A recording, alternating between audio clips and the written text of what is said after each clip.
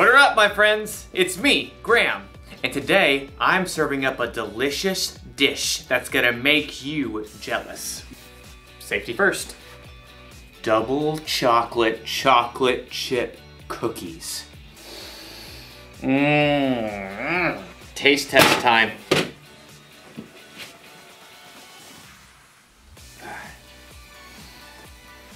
I'm just kidding. I'm not gonna eat these now, they're way too hot. I'm gonna have to wait to enjoy this chewy, gooey deliciousness, which means I'll need patience. Patience is waiting until later for what you want now. It'll be a challenge to wait, but I will do it.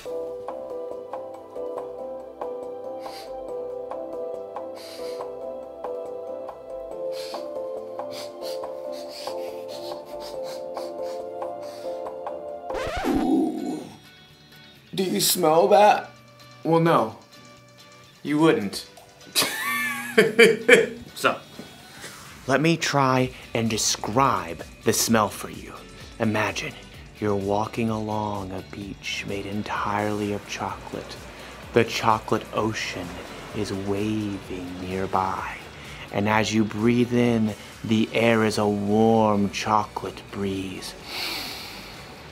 That's what it feels like to be in the presence of these cookies. Maybe just one bite.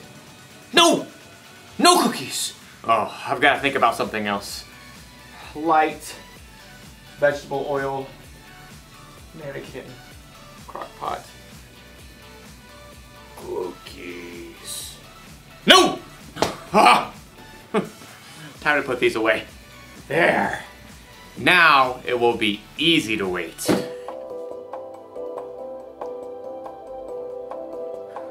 I can still smell them. In today's story, we'll hear about a group of people who are finding it very hard to wait.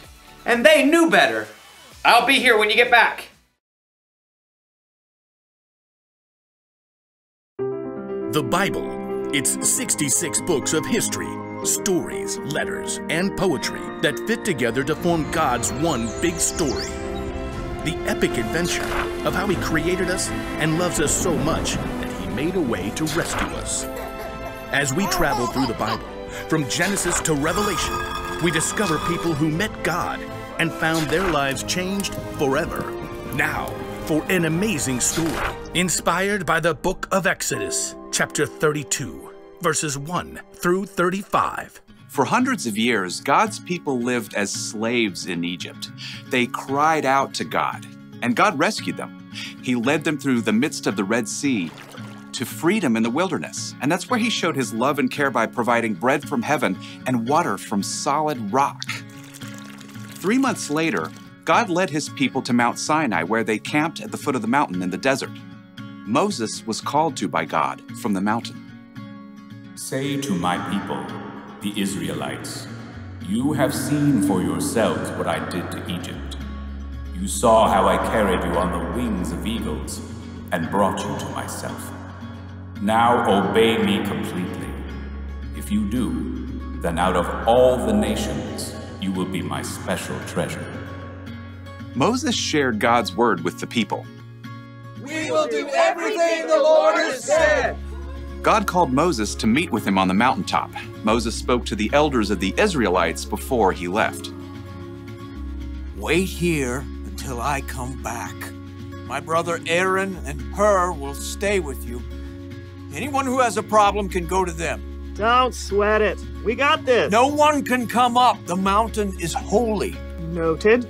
I'll see you soon-ish. Have fun storming the mountain. As Moses and his assistant Joshua began to climb the steep slopes, the glory of God settled on Mount Sinai like thick cloud and burning fire. I will give you stone tablets. They contain the law and commandments I have written to teach the people. Moses stayed within the cloud on top of Mount Sinai, talking with God for 40 days and nights. Meanwhile, back at the camp, the Israelites were growing restless.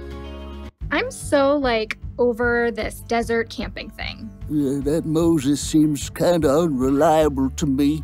Yeah, what if he's making up all the God stuff? You know, besides the cloud and the Red Sea and food from heaven and all that. He's certainly taking long enough. Hey, Aaron! Where's your brother? Aaron shrugged and pointed to the cloud that hovered over the mountain. You know as much as I do. We need someone to really take charge. A god we can see. A god who will lead us. Keep talking, bro. Moses may have brought us out of Egypt, but he's just disappeared. Poof. What are you gonna do, Aaron? Aaron was tired of the people's complaining, so he buckled under pressure. Give me all your gold jewelry. Aaron took all the gold the people brought him and melted it down. Then he shaped it into the form of a golden calf. Israel, here is your God who brought you out of Egypt. It's like so shiny. Well, when Aaron saw how excited the people were, he built an altar in front of the calf. Tomorrow will be a feast day. So all the next day, the Israelites brought sacrifices to honor a golden calf made out of their own jewelry. The people ate, drank, and danced wildly in front of the statue. Who wants to walk like an Egyptian? Not me. We just got out of there. Thanks to this amazing calf. Back on the mountain, in the midst of the cloud, God spoke to Moses. Go down. Your people you brought up out of Egypt have become very sinful. They have turned away from what I commanded. Heartbroken, Moses and Joshua made their way back down the mountain. Moses carried 2 heavy stone tablets covered with the laws God had given. The 2 men stopped in their tracks.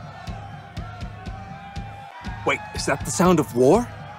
It's not the sound of winning or losing. That's singing. Moses and Joshua picked up their pace, scrambling down the mountainside. As they approached the camp, Moses saw the golden calf. Dazzling in the sunlight, the Israelites danced wildly around it. Inconceivable! Moses was so angry, he took the stone tablets and hurled them to the ground. Stop! Stop this at once! The music and dancing stopped. Moses marched right through the crowd, right up to the golden calf. Aaron tried to sheepishly duck away, but Moses spotted him at once.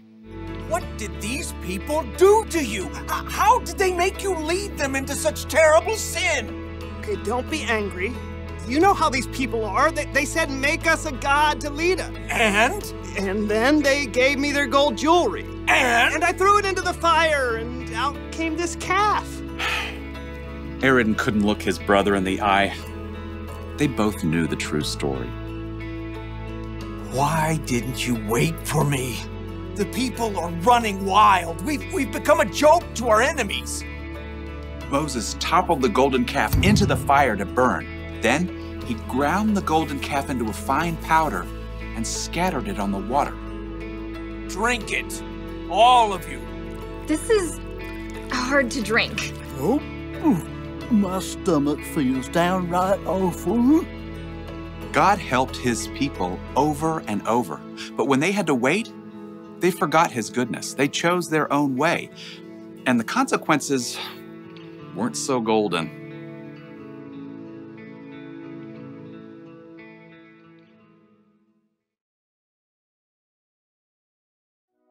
I have a confession to make. I didn't eat the cookies! I had patience! I have another confession to make. Sometimes I don't have patience. No, sometimes I'm more like the Israelites in the story. I trick myself into thinking I can't wait for what I want. Have you ever done that? Have you ever eaten a snack when you weren't supposed to because you couldn't wait until dinner? Have you ever found the secret hiding place for presents because you couldn't wait until your birthday to find out what you got? A lot of us have done those things, even though we know better.